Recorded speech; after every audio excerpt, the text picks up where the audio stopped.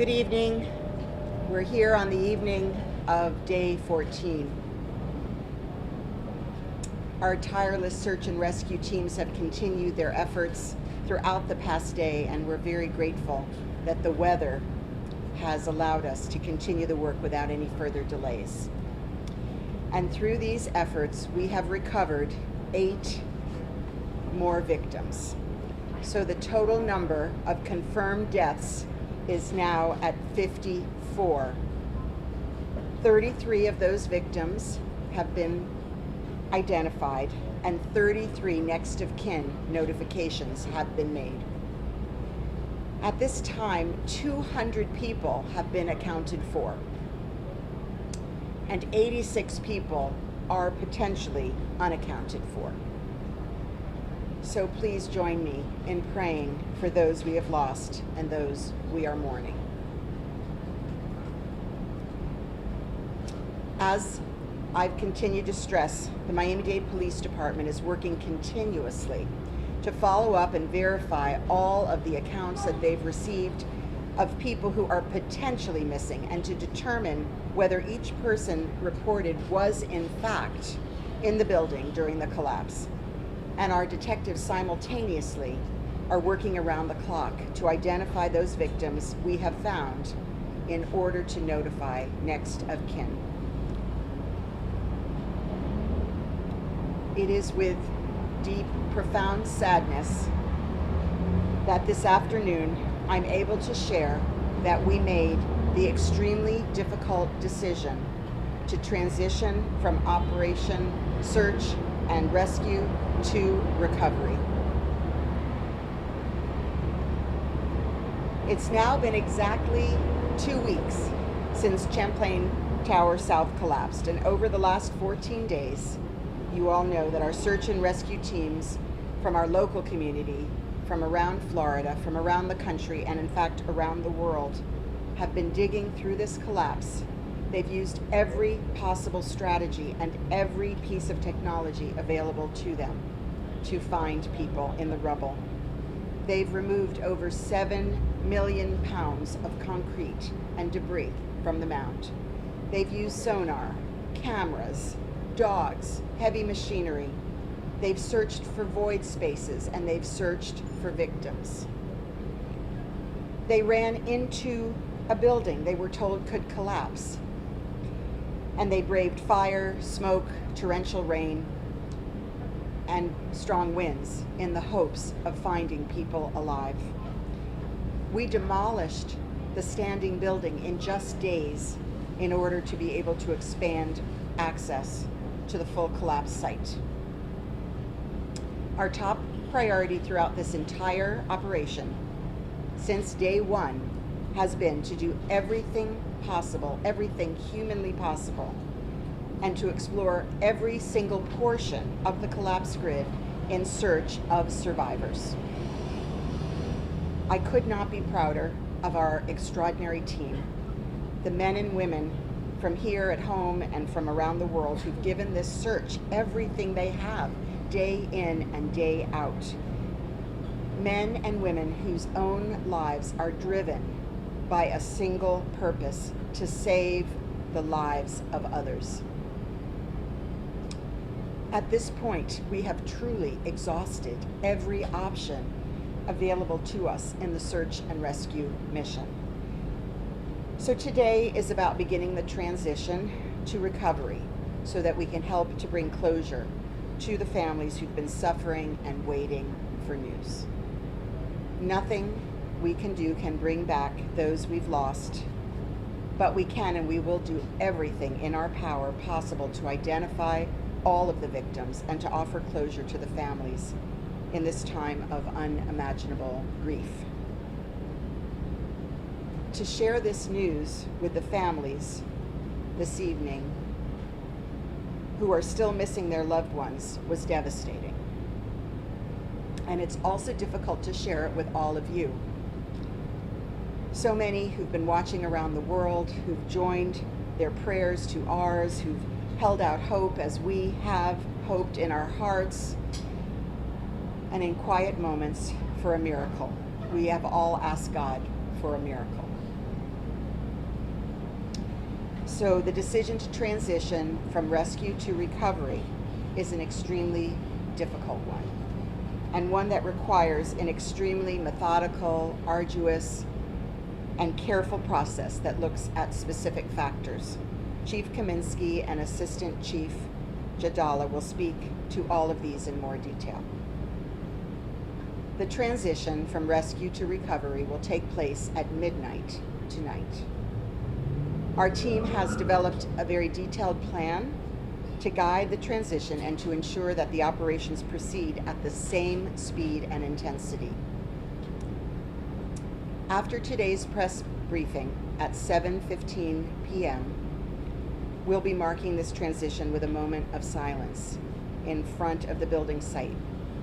With our teams of first responders and faith leaders, the first responders will come off the pile and faith leaders will join us, and we're inviting you as members of the media to witness this ceremony, not as members of the media, but in your capacity as citizens, to mark this solemn moment of transition, and we hope that you will join us there.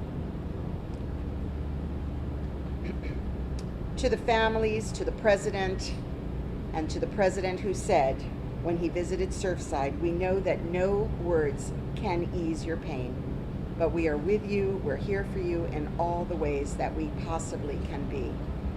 We lift you up, and we hold you up, and we hold you dear in our hearts. To my team, you are heroes who walk among us. This community and the world salute you. We will never forget your bravery, your compassion, and your dedication.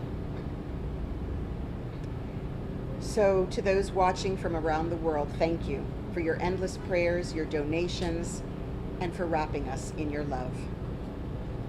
It is left for us to honor those we have lost by living every day in love. Thank you and God bless. Buenas noches, aquí estamos en la tarde del día 14. Nuestros equipos de búsqueda y rescate han continuado las operaciones a lo largo del día y hemos recuperado a 8 víctimas más. El número total de muertes confirmados es ahora 54. Se han identificado 33 de esas víctimas. Ahora se contabilizan 200 personas y 86 personas potencialmente desaparecidas. Es con profunda tristeza que esta tarde puedo compartir que hemos tomado la decisión extremadamente difícil de hacer la transición de nuestra operación de búsqueda y rescate a recuperación. Han pasado casi exactamente 2 semanas desde que se derrumbó la Torre Champlain Sur. Durante los últimos 14 días, nuestros equipos cavaron a través del colapso utilizando todas las estrategias posibles y cada pieza de tecnología disponible para ellos. Ellos corrieron hacia un edificio que les dijeron que podía derrumbarse. Lo hicieron a contrafuego, humo, lluvia y vientos, con la esperanza de encontrar personas con vida. Demolimos el edificio en solo unos días para ampliar el acceso al colapso total. Nuestra principal prioridad a lo largo de toda esta operación ha sido hacer todo lo posible y explorar cada parte de los escombros en la búsqueda de sobrevivientes. No podría estar más orgulloso de este extraordinario equipo de hombres y mujeres de aquí en casa y de todo el mundo que le han dado a esta búsqueda todo lo que tienen. Hoy se trata de comenzar la transición de la recuperación para que podamos dar un cierre a las familias que están estado sufriendo y esperando noticias. La transición del rescate a la recuperación se llevará a cabo esta noche y nuestro equipo ha desarrollado un plan detallado para garantizar que las operaciones avancen a la misma velocidad y intensidad. Después de esta conferencia, a las 7:15 de la noche, estaremos marcando esta transición con un momento de silencio al frente del escombro, con nuestros equipos de socorristas que van a salir de los escombros y líderes religiosos, y con una transmisión en vivo disponible para las familias. También los invitamos a ustedes, los miembros de las noticias, a unirse a nosotros en este momento, como individuales, no como miembros de la prensa. Para las familias sabemos que no hay palabras que puedan aliviar su dolor, pero estamos contigo y estamos aquí para ti en todas las formas posibles. Para mi equipo, ustedes son héroes. Gracias por su compasión, su servicio a nuestra comunidad, su dedicación. A todos viendo por todo el mundo, gracias por sus oraciones, sus donaciones y por envolvernos en amor. Gracias y Dios los bendiga.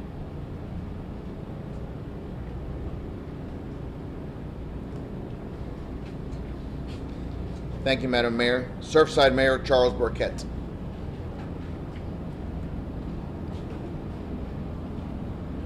Today's news is extremely tough for all of our search and rescue professionals, all of our support staff, and especially me. We've all worked passionately day and night for 2 weeks to save lives. The announcement today comes as a result of a consensus by those closest to the rescue efforts that the possibility of someone still alive is near zero. They are probably right, but in the end, God is still in charge, and while there seems to be no chance of finding life in the rubble, a miracle is still possible. Chief Jadala said earlier that little is going to change in the pace and organization of the operation, and for that I am thankful, as the Chief and I have always promised to ensure that all of our loved ones are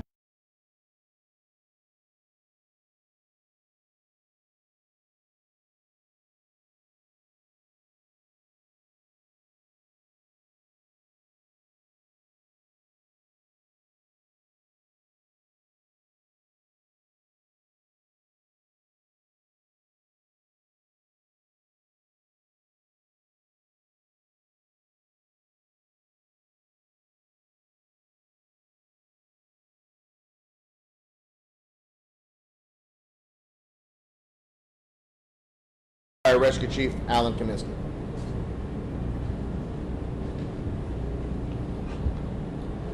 For the past 14 days, our search and rescue teams have worked tirelessly, utilizing all equipment, every resource, and expertise available to find life under the rubble. Crews worked under arduous conditions, through rain, smoke, fire, and even the imminent danger of a secondary collapse.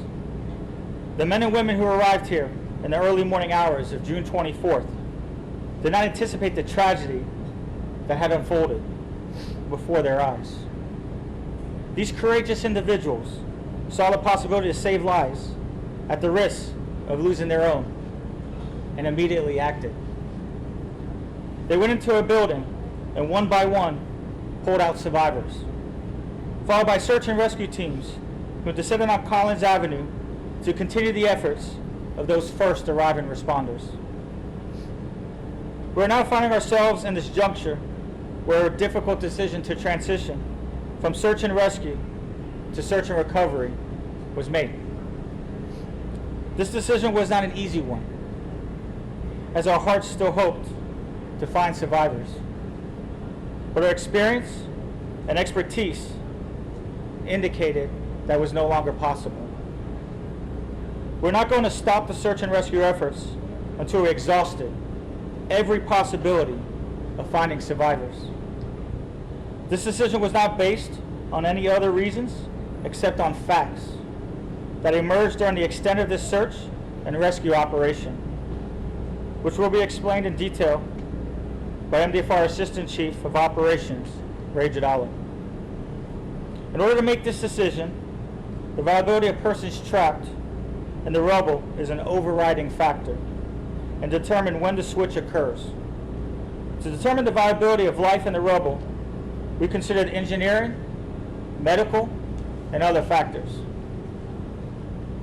As the fire chief of Miami-Dade Fire Rescue, I'd like to extend my sincerest and heartfelt condolences to the families and friends of the victims and all those affected by this tragic loss. Miami-Dade Fire Rescue, along with every other team working on this operation, stands with you in this moment of sorrow and pain, as we hope to find healing in the support of each other in this community.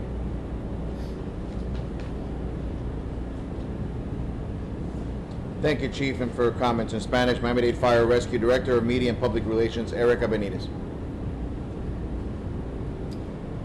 Muy buenas tardes. Durante los últimos 14 días, nuestros equipos de búsqueda y rescate han trabajado sin parar utilizando todos los equipos y recursos y experiencia disponibles para encontrar vida bajo los escombros.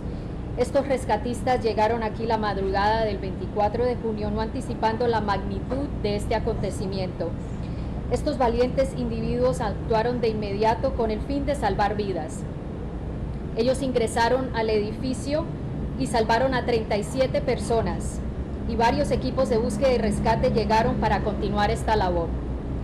Ahora nos encontramos en un punto en donde se ha tomado la difícil decisión de pasar de la fase de búsqueda y rescate a la fase de recuperación de cuerpos. Esta decisión no fue fácil de tomar, ya que nuestros corazones todavía esperaban encontrar sobrevivientes, pero nuestra experiencia y conocimientos ahora nos indica que las probabilidades de encontrar vidas bajo los escombros ya son imposibles. Nosotros no íbamos a detener los esfuerzos de búsqueda y rescate hasta que agotáramos todas las posibilidades de encontrar sobrevivientes bajo los escombros. Esta decisión se basó en hechos que surgieron durante el transcurso de esta operación de búsqueda y rescate. Gracias. Thank you, Erica. And Miami-Dade Fire Chief, Assistant Fire Chief of Operations, Ray Jadala.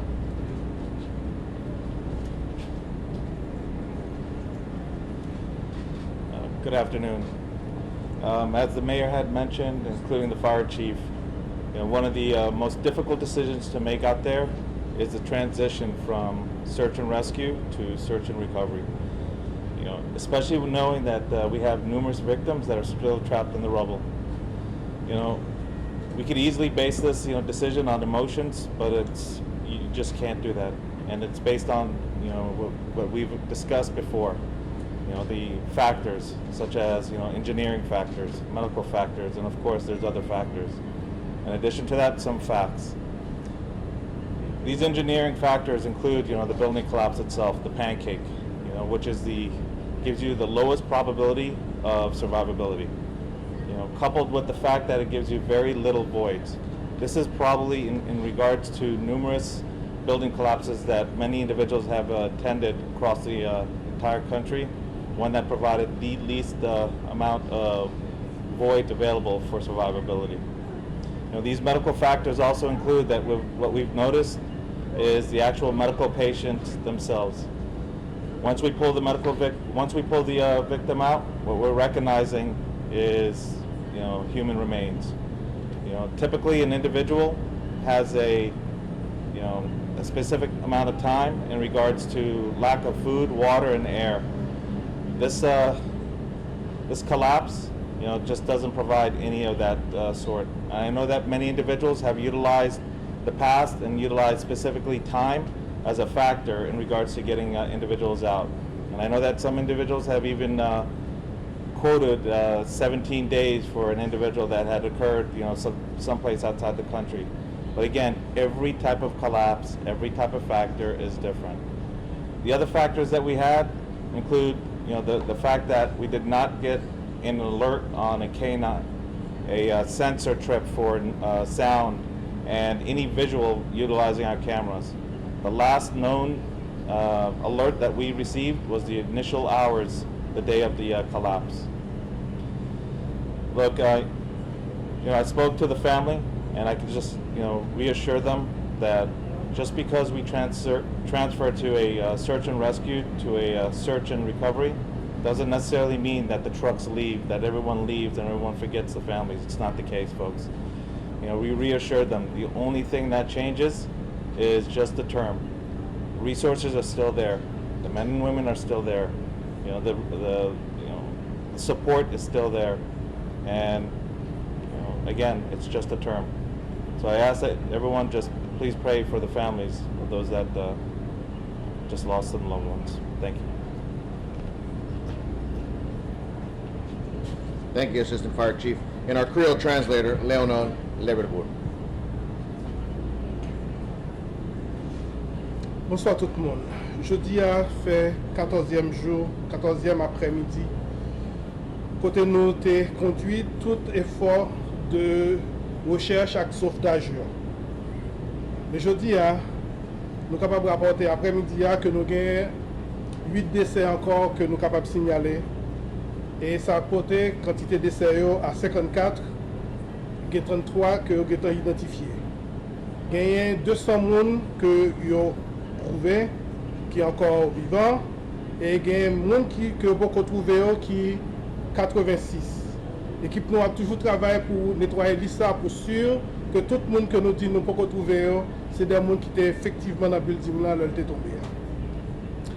C'est avec un pile peine que nous allons dire que nous prenons une décision qui est assez difficile. Décision pour nous passer de période recherche avec sauvetage, pour nous passer à période recherche avec récupération. Nous faisons toute recherche qui était possible, nous cherchons voie. Nous travaillons en bas du feu, nous travaillons en bas de la fumée, nous travaillons en bas de la pluie, nous travaillons en bas vent. Mais nous ne pouvons pas arriver à sauver le monde jusqu'au niar. Toute priorité, nous, c'était pour sauver la vie. À 7 heures à soir, nous allons aller passer sur ce site-là pour nous faire un moment de transition et de silence. Nous sommes capables de dire que nous sommes fiers de l'équipe noire parce que le travail, c'était sauver la vie et on a cherché toute option possible pour sauver la vie. La famille, nous voulons dire, nous n'avons pas de mots pour nous dire, seulement nous sommes capables de dire nous avec vous. À l'équipe noire, nous sommes capables de dire que nous sommes de vrais héros. Nous faisons tout ça, nous sommes capables et nous ne pouvons jamais oublier ça fait. Nous ne pouvons jamais oublier bravo nous et nous ne pouvons jamais oublier service nous. À tout le monde, nous avons dit parole ça. Merci en pile pour prier. Merci en pile pour le don que nous faisons. Merci en pile pour l'amour.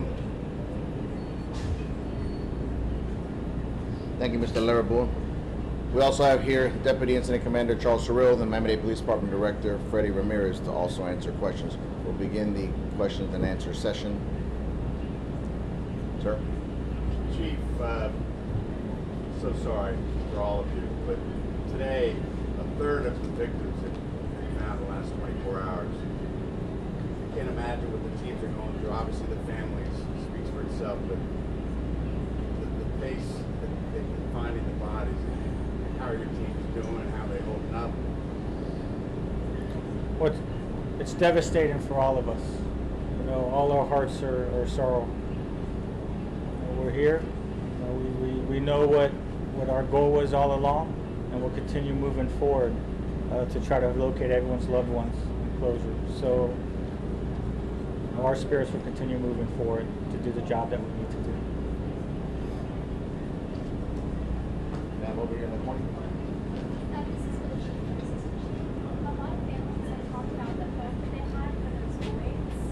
And there was one of the daughters, Brad Cohen's daughter, 12 years old, mentioned how she had thought that there was going to be an intense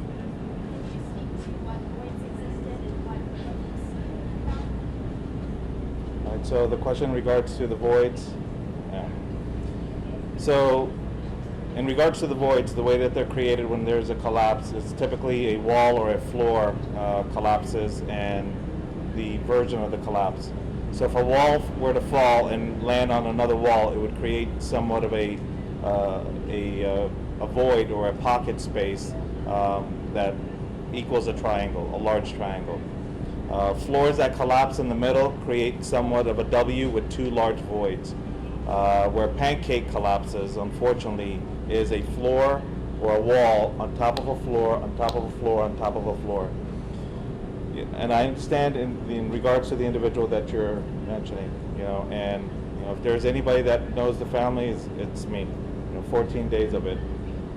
One of the things that we made sure and we reinforce day in and day out is the information, which is unprecedented. And again, it's the support of the men and women that you see behind you, or behind me, my apologies. We showed them pictures, up-to-date pictures, videos. We brought them to the site early into the incident, so when they had a hard time understanding or comprehending, they saw the floors on the north side where we had 4 floors, and the separation between the 4 floors was a total of 3 feet. Now remember, each floor, each space is about 10 feet between the ceiling and the floor. And here they basically saw 4 floors on top of each other with a void of basically a couple of feet. 14 days of looking for voids, that's what we've been doing. Initially it was looking for victims, that were trapped, and then it kind of shifted to, God, give us at least a large enough void to find a victim. And, we just couldn't. And today, after really harping on the staircase on the east side and the voids, what we believe where the building collapsed on the east-west side, there was no voids. I mean, it was unprecedented in regards to the lack of void for survivability. And I'm sure many of you saw the video of how the building came down. I mean, it's just the sheer shock, the stress, and the weight of that building. Right behind you, get a question? What triggers the change from search and rescue to the recovery? Because you have been saying you will be search and rescue until the last victim was found. Yes. So the question is what's the... So you have been saying the search and rescue mission will be until the last victim is found. Right. So what's the change? All right, so let me make some corrections. The search and rescue was specifically for live victims to be found. And today, we just, after all the facts, all the factors, we've decided, based on everything that's been given to us, that there are no live victims. So what we've done now is transfer to a search and recovery. And the search and recovery is now shifted to finding every victim in that pile. So that's the difference between the search and rescue and the search and recovery. What is happening today? What is what? What is happening today to non-identifiable humans remain? And what are you doing to ensure that everything in that rubble pile is... And that's what you just started. All right, so yeah, I'm going to defer that to the Miami-Dade Police Department Director. Thank you. Our homicide detectives, our crime scene investigators have been from day one working hand in hand with our fire rescue personnel and our medical examiner's office. Our clergy, our rabbis, everybody's been in there. Every bit of our family members count and matter. And we take every effort, every possible means to ensure that we recover family members and return them to their families. That's what we're doing. We will continue to do in the recovery phase. Nothing's going to change. The same hard-working, dedicated people will be there until everyone's returned to their loved ones. Where are those trucks of trouble going? Where are they going? They're going to our evidence collection site. With our partners in NIST and our homicide detectives, our engineers are on the scene. They're tagging relevant information, data, evidence collating it and transporting it to a site for later analysis as we move forward. Right now, our primary focus is to recover family members. Thank you. What is the reaction from families?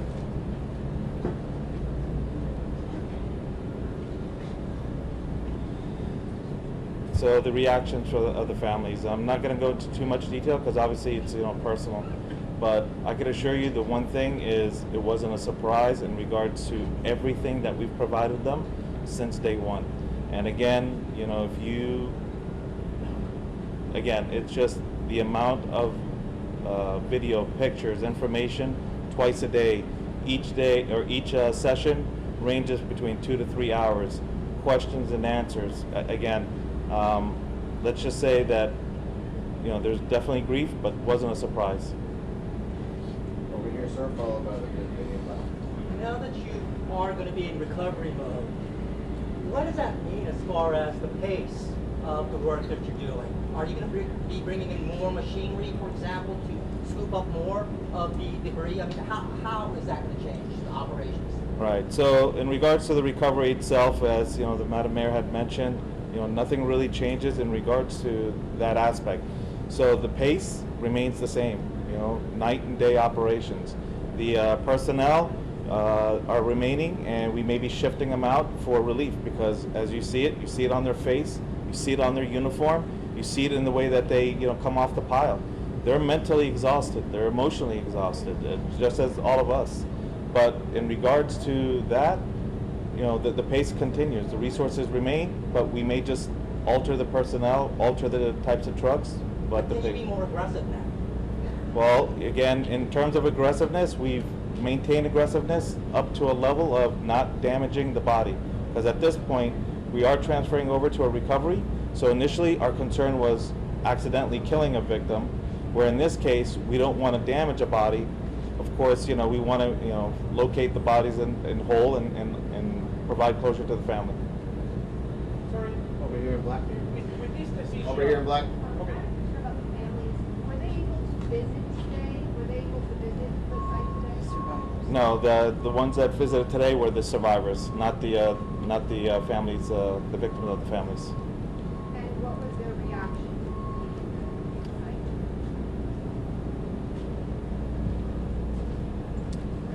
So these are people who've lost all their belongings, their work, their work materials, their personal keepsakes, their investment, and of course they've been trying to understand how they can recover those losses.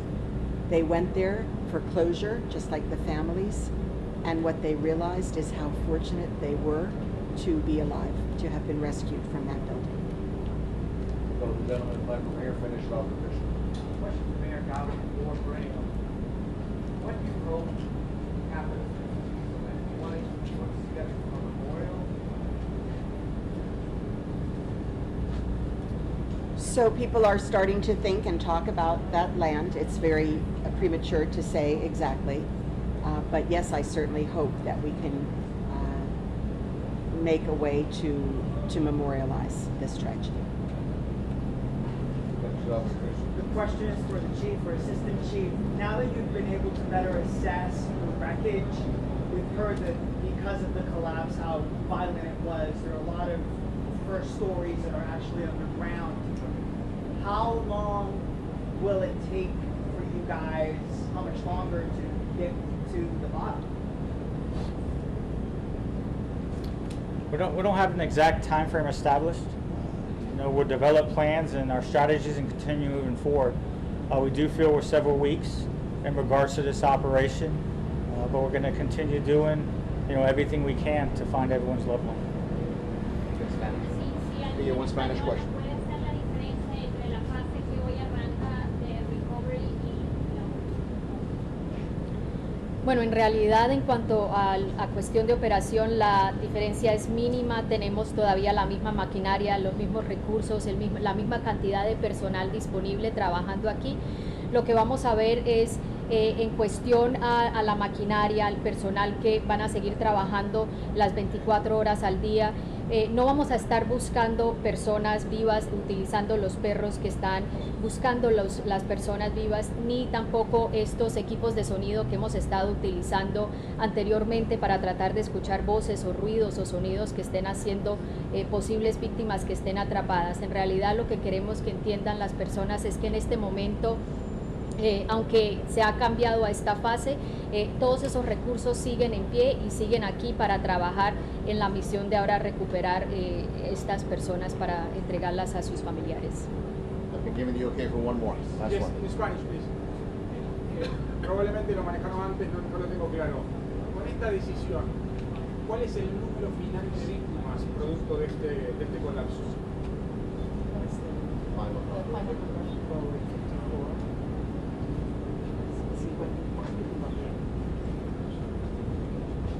Ahora estamos en 54 víctimas.